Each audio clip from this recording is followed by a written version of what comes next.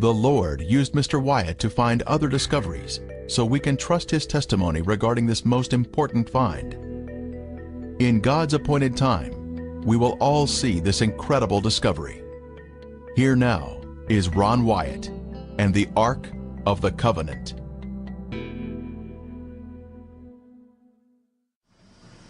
I had had an unusual experience.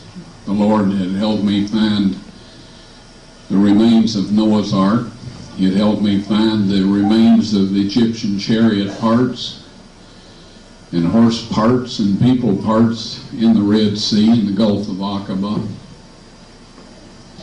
And I had gone to the Middle East with my sons. We had trained as divers, scuba divers, and we were going to get some of those chariot parts out. Well, due to my carelessness, I got sunburned to the point that my legs swelled up, my feet, and all of this, and I couldn't get my diving equipment on. So I was up in Jerusalem hobbling around, feeling very, very rained on, waiting for my cheap airline ticket, the date that was on it, to arrive so we could fly home. We didn't have the money to change the ticket. And during this time, I was hobbling around the city a little bit. And one day I met this archaeologist who was in charge of the Jerusalem area there. And why he should be talking to me, I don't have a clue. I didn't look very presentable. We were staying in a youth hostel, sleeping in our clothes. I'm sure I didn't smell very good. Maybe I was fortunate enough that he was upwind from me or something. But anyway, we got into a conversation, and I told him about Noah's Ark, and then I explained to him how the pyramids were built, and that seemed to get his attention. So he says, I've been doing some digging along this cliff face here. He says, how about coming along with me and have a look at it and see what you think? So I was walking along, looking. These were Roman ruins and remains. And my left hand suddenly pointed out at a grubby-looking hole in the rock where there was garbage, 2 dead cats, shall we say, nasty stuff. And my mouth said, that's Jeremiah's grotto, and the Ark of the Covenant is in there. This guy said, that's wonderful. He said, we will let you excavate there, and we'll provide you a place to stay, your food, your laundry. I can, understand why he mentioned laundry.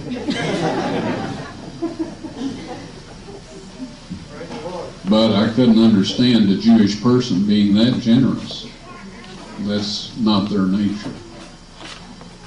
And I was stunned because I had not been thinking about the Ark of the Covenant at all. Wondering why on earth we hadn't been able to get some chariot wheels out. You see, I pray about everything, folks. I did back then too. I knew I was supposed to be there. But what I thought I was supposed to be there for was not what I was supposed to be there for. So anyway, our ticket was due to the date it finally arrived, and that was the next morning after we had this conversation, or after I had the conversation with this man. So I said, well, that's great, I'll come back and do that. Now I've got to go home, and make some preparations. So anyway, I went home wondering why on earth the Ark of the Covenant could possibly be in that place. So I read in in 2 Kings chapter 25, where it says that the whole city was surrounded by a siege wall. So anyway, I became persuaded that the Ark of the Covenant was indeed in that place, because I knew some supernatural force had used my arm and my voice. When it first happened, I didn't know which one. And we're instructed to try the spirits to to see whether they be of God. We can't flatter ourselves and say anything that comes out of my mouth because I pray and all of this, that anything I say must be from God. We have to check it against the law and the testimony, regardless of where it comes from, even ourselves. But what I discovered when I started excavating down that cliff wall, first of all, I discovered the cutouts in the wall of the cliff where they had posted the signs, Jesus of Nazareth, King of the Jews. I found the cross holes in a place that I had no idea they would be, and that was at the base of that cliff. Of course, now that we found them, we realized that that's where the public road went back and forth through there. It was, the ideal place for a crucifixion. Had to be, otherwise the Romans probably wouldn't have chosen it. Ron Wyatt worked for many years on the Ark of the Covenant excavation. He conducted his work under a permit issued by the Israel Antiquities Authority, but the permit was not made public due to the nature and sensitivity of the work. Some critics have said he never even worked in the grounds of the Garden Tomb area, but as you can see here, his presence was well established. At times, he would have many people helping with the excavation above ground and below. On January 6th, 1982, when Ron Eldon Wyatt got into that chamber digging from the Garden Tomb area, which has been denied by the Department of Antiquities, even denied by the Garden Tomb, except for the fact that there were dozens and dozens of people there that took part in that. Now, I was in my house in Pensacola on the gazebo, and this guy came, said, Rehoboam, I'd like to tour Dinosaur Adventureland. I said, sure. And I gave him the tour, showed him all the swings and slides and rides and science activity, which we're getting ready to do here, by the way. And I said, what do you do for a living? He said, I play the harp. I'm a professional harpist. I play for some Philharmonic orchestra someplace, He said, and in my spare time, I go to Israel, and I'm helping them make olive wood harps over there because they're getting ready to reopen the temple. I said, do you work with the Temple Institute? He said, yes, I do. I said, tell me about this. He said, well, we have made, I forget how many he said at the time, 60 or 80 or 100 harps out of olive wood and training the guys how to play the harp. And so we're making more harps. I go in my spare time over there and help. I said, so they're getting ready to reopen the temple. He said, yeah, oh yeah, they're anxious to build it. This is 20 years ago, this guy told me this, okay, sitting in my back porch in Pensacola. He said, they're ready to rebuild the temple. But the problem is, the Muslims owned the land where the temple was. The Muslims built a mosque there called the Mosque of Omar and said, the Jews can't come in here now. I've covered this in my book, What on Earth is About to Happen. I asked him, I said, now, don't they need the temple furniture? The table of showbread, there's the Mosque of Omar, the gold dome building here. Right to the north of it, there is the eastern gate of Jerusalem. I said, what about the temple furniture? He said, it's strange. He said, Rehoboam, I was talking to them about, here we are building the harps. I said, you guys, what about the Ark of the Covenant? Who's working on that? And all they would say to me was, we have that taken care of. They wouldn't tell us anything about it. I said, well, brother, let me tell you the story Ron told me. So I told him that story. He said, you got to be kidding. I said, no, they have the original one built by King Solomon or King David or Moses, maybe. I don't know which one. Probably Moses, the one Moses built. And the former Chief Rabbi of Israel, acknowledging that he had been in Mount Moriah, he had been in the chamber. The Ark of the Covenant is not the lost Ark. It was hidden deliberately. He had been in the chamber. He had seen it, and it is waiting for its revealing. And that's what we're watching for, ladies and gentlemen. And the excavation site is still there, ladies and gentlemen. It's covered up right now. They've got a deck built over it. Have a request for 22-inch 2x4. And so the work continued inside the tunnel systems. Of course, the physical strain was tremendous. 2 members of the team actually flew home with double pneumonia. The dust, the tightness inside was becoming unbearable. With one young man who always accompanied him inside, Ron continued on this particular afternoon. We'll call this Arab boy Rafat. He was young, about 27 or 28 years of age, and slim. And Rafat was a great help to the team because being so slim, so small, he could squeeze into crevices that might otherwise take hours to widen for the rest of the team to follow. And he could just go in with a torch and look around and see if that area held promise, or he might simply come back and suggest they go the other way. And this would save much time and frustration. So, this particular afternoon, Rafat was up front with Ron, and they were squeezing along. They came to a certain spot and saw a dark cavity ahead. In front of it was a stalactite hanging down. Here's the stub of the stalactite. The stalactite is in our possession as a team. It still retains a sweetish kind of smell. They knocked off the stalactite and Ron said to Rafat, "Crawl in and take a look." In an instant, Rafat tumbled out. "What's in there? What's in there?" he cried. "I'm not going back in there." He was trembling and shaking. In his eyes was sheer, complete and utter terror. Yet Rafat said he had seen nothing. Whatever his experience, it was stark and real since he left that chamber and the entire cave system, never to return. What was it that Rafat had sensed? Ron would never have given that chamber another look had it not been for Rafat's terror. Now Ron was cautiously excited. He decided to enlarge the hole and had crawled through. He looked at his watch. It was 2 p.m. Only 18 inches clearance, that's all he had. He lay on his stomach, inching forward with nothing but the flashlight in his hand, into a space that would prove to be a cavern. I have respect just for the fact of seeing some of these photos of, I mean, this guy had some guts. When you look at the first photo, I think it was from the photo said around 1981, the first time he went down into the cave where the Ark of the Covenant is, where he found it. That is a small opening. This was not some giant cave. This is scary. It's a 100-foot tunnel leading down to the Ark of the Covenant cave, and you're going down a chimney, up a chimney, squeezing through tight places, as you say, sliding across a board with a 40-foot drop. Very precarious, very hard work. He worked from 79 to 82 on this first tunnel that he dug. So he dug this tunnel? Well, he and his associates. There's a lot of people that helped him. Yeah. Some of it were natural cavities. You would hit a natural cavity that would let you go a little further. And you may, of course, this is solid rock we're talking about. We're not talking about just loose sand or soil. Right. This is hard work. So he progressed, the 100 feet to get to the spot.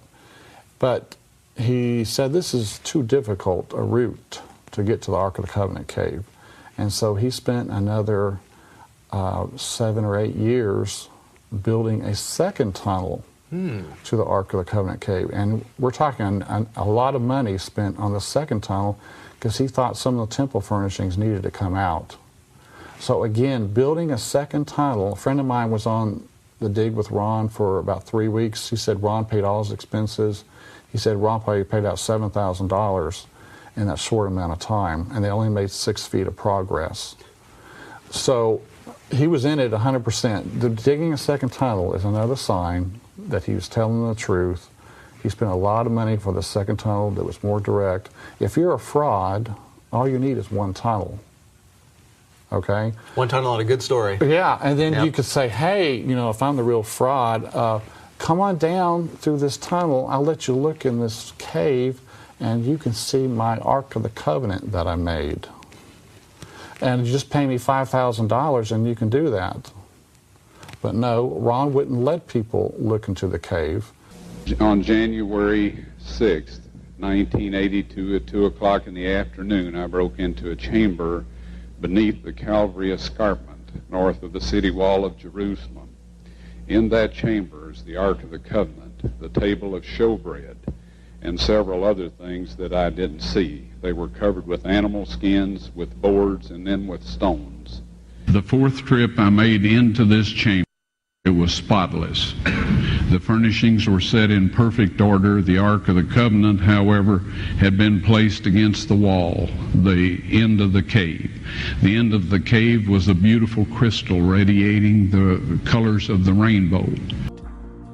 The mercy seat has a crown molding with a bell, meaning life, and a pomegranate, meaning resurrection. This represented Jesus, our resurrection and life. One of the objects Mr. Wyatt turned over to the Israel Antiquities Authority is this small ivory pomegranate. It has an inscription around its shoulder stating, "Holy to the priests, belonging to the temple of Yahweh." This is the only publicly known object from the first temple, Solomon's temple. It is featured on an Israeli stamp next to an image of Solomon's temple. The ivory pomegranate is on display today in the Israel Museum under secure guard.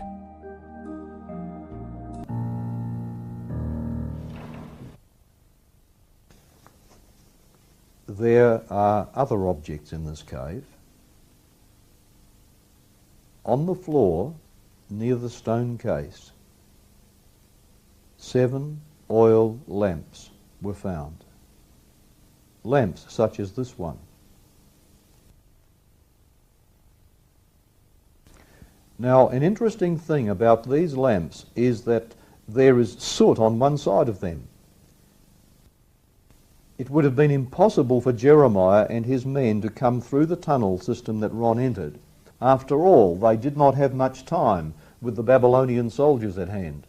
And of course there would not be sufficient space through such a tight tunnel complex to carry the items. There just had to be another way in. And then these lamps were discovered on the ground very close to the stone case. They all had the soot in the same direction, and the soot extended onto the stones beside the lamps. And that showed that there had been a breeze coming from the opposite direction, and that breeze must have been through the original entrance to the cave. And so a probe was made of the cave wall, and there was found to be a false wall of stones, and behind that there was a tunnel. Turning to the left, the tunnel was blocked after a short distance with stones to the ceiling. Again, in the opposite direction, it was blocked after just a few feet. Those men who hid the treasures had been careful to ensure that the chamber would not easily be found. And so, friends, after some time, subsurface interface radar was brought into play, and there was found a cavity extending outside the city wall of Jerusalem from the vicinity of Solomon's quarry, sometimes called Zedekiah's quarry. As far as could be determined, it ran along about 20 feet, about 6 metres under the ground, in the direction of Skull Hill. And when entrance is eventually made again into the chamber, this will be the way it is done. And if anything ever comes out of this cavern, that should be the way it will come out. Mary Nell, Ron's wife, is here seen crouching at the entrance to the tunnel.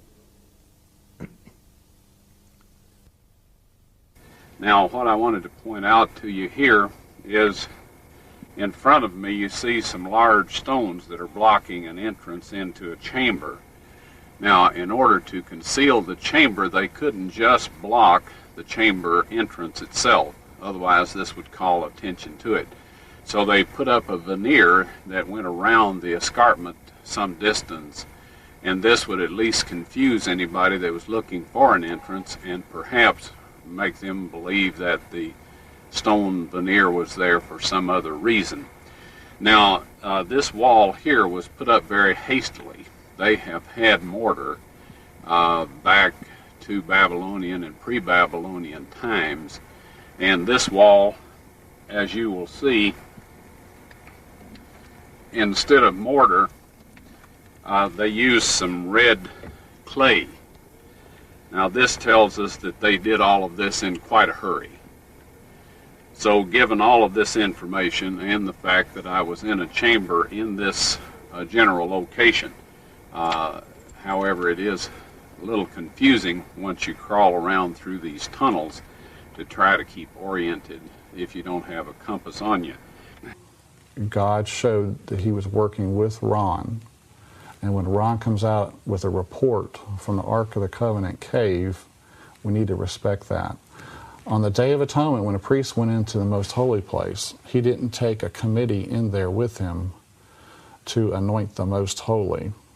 He went in by himself to do the Lord's work. But no, Ron wouldn't let people look into the cave. You know, did the high priest let people look into the most holy place?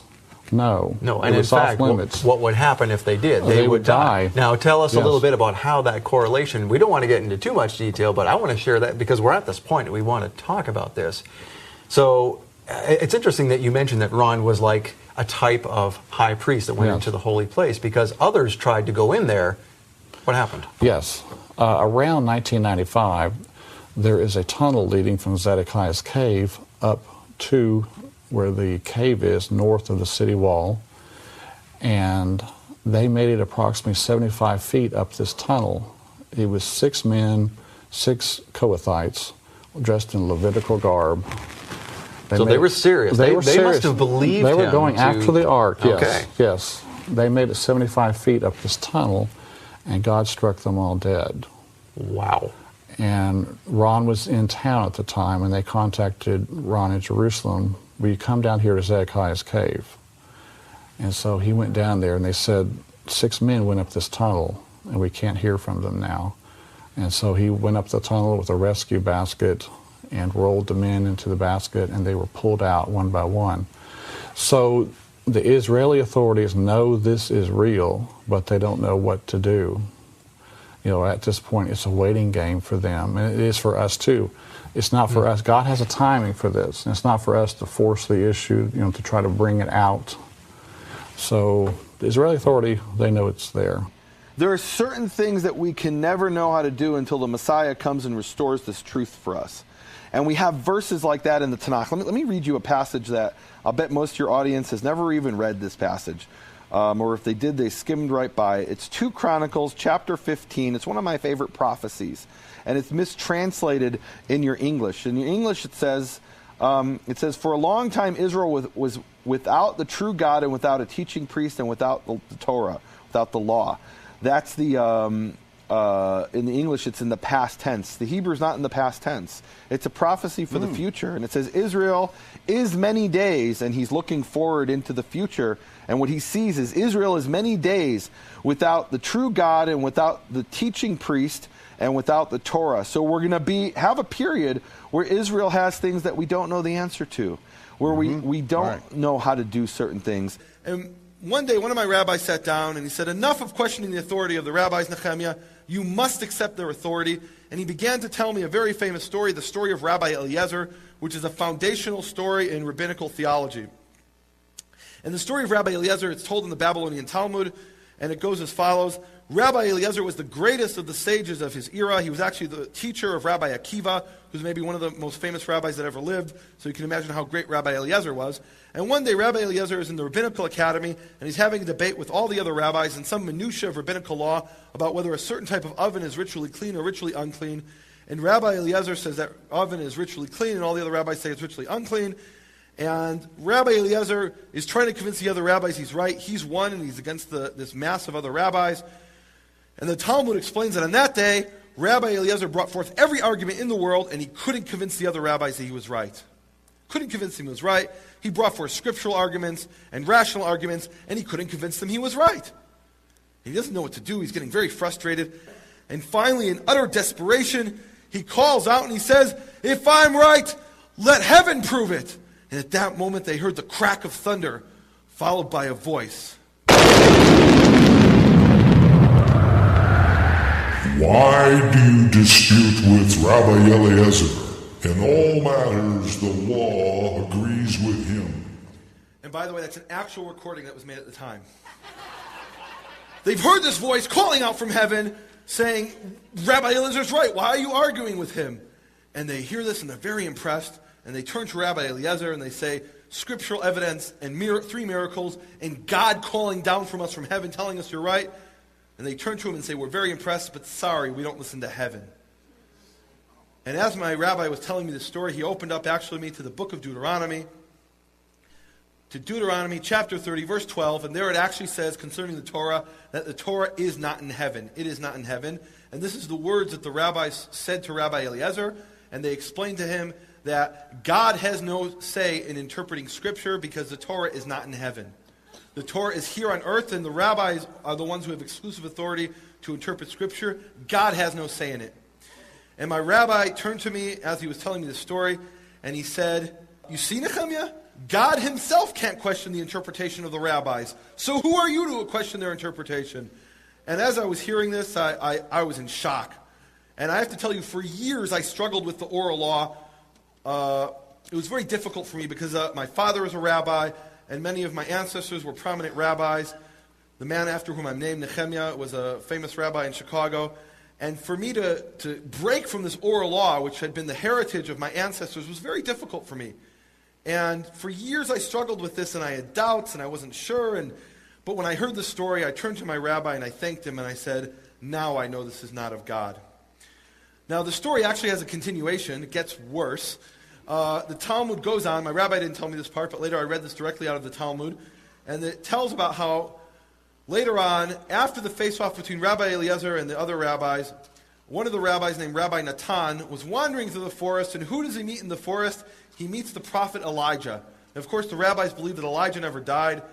If you've ever been to a rabbinical Passover Seder, one of the things that you'll notice very prominently, they'll stop in the middle of telling the story of the Exodus, and they'll open up the door to let Elijah in. Well, Rabbi Natan, according to the Talmud, actually met Elijah, and he said to him, "Elijah, when we said to God that the Torah is not in heaven," and by the way, if you look at that passage where it says it is not in heaven, and you read 2 verses earlier, what it's actually saying in the context is, the Torah is not too difficult for you. It's saying there, you have no excuse not to keep the Torah. It's not too difficult. It's not across the sea or in heaven that you have some excuse to say, "I need someone to go up to heaven to get it for me." The Torah is not too difficult. That's what it actually says in Deuteronomy 30, but the rabbis only take those 5 words out of context. And Rabbi Natan asked Elijah, what did God mean what was God's reaction when we said the Torah is not in heaven? And Elijah explains, according to the Talmud, that at that moment God laughed and said, "My sons have defeated me. My sons have defeated me." And this appears in the Babylonian Talmud, the Tractate of Baba Metzia, page 59b. And the point of the story is, I don't believe that God actually said those words, as the Talmud claims. But the point of the story in the Talmud is, whether the words were said or not, is that the rabbis have vanquished God. That the rabbis have absolute authority on earth to interpret Scripture, and the rabbis have defeated God in this sense. He has no say in how Scripture is to be interpreted on planet Earth. In heaven, he can say whatever he wants, but down here on earth, the rabbis have absolute authority. And this is a fundamental principle of Phariseeism, that you really can't understand Phariseeism without understanding this concept. Around 1995, there is a tunnel leading from Zedekiah's cave up to where the cave is, north of the city wall. And they made it approximately 75 feet up this tunnel. It was 6 men, 6 Kohathites, dressed in Levitical garb. They were serious. They serious. must have believed They were him going after the ark, yes. Okay. Yes. They made it 75 feet up this tunnel, and God struck them all dead. Wow. As recorded in the 22nd chapter, 14th verse of the book of Revelation, it says, "Blessed are they that do his commandments, that they might have a right to the tree of life, and may enter in through the gates into the city." The payment, dear friends, has been made. And in God's appointed time, you will be able to see the proof for yourself. I believe the Ark of the Covenant will stay right where it is throughout eternity. It is God the Father's proof to the inhabitants of this earth that his Son died for us. Now, there are some things that are going to happen in the future that will involve 144,000 getting to see that. All right? And it's not according to a lot of people's stories about the millennium and all. Folks, I'll have to tell you this, nothing is going to happen like the majority of people believe it's going to. The Bible says, "Run not after a multitude to do evil." It says, broad is the gate, and broad is the way that leads to destruction. Many go in there. Straight is the gate, narrow the way that leads to life everlasting. So all of these doctrines that about the millennium and all these other things are cunningly devised fables. It's not going to happen that way. We need to go to the Father in the name and blood of His Son, ask for forgiveness, restoration to His likeness, read the King James Version of the Bible enthusiastically, often, and with prayer. And God will reveal to you what we need to know to be ready, but I don't think it'll be brought out. We acknowledge that the book of Maccabees in the Apocrypha is not an inspired book, but it may have some historical information which we can glean. Here it states, Jeremiah found a cave dwelling. He carried the tent, the ark, and the incense altar into it. Then he blocked up the entrance. The place shall remain unknown, he said, until God finally gathers His people together and shows mercy to them. Then the Lord will bring these things to light again.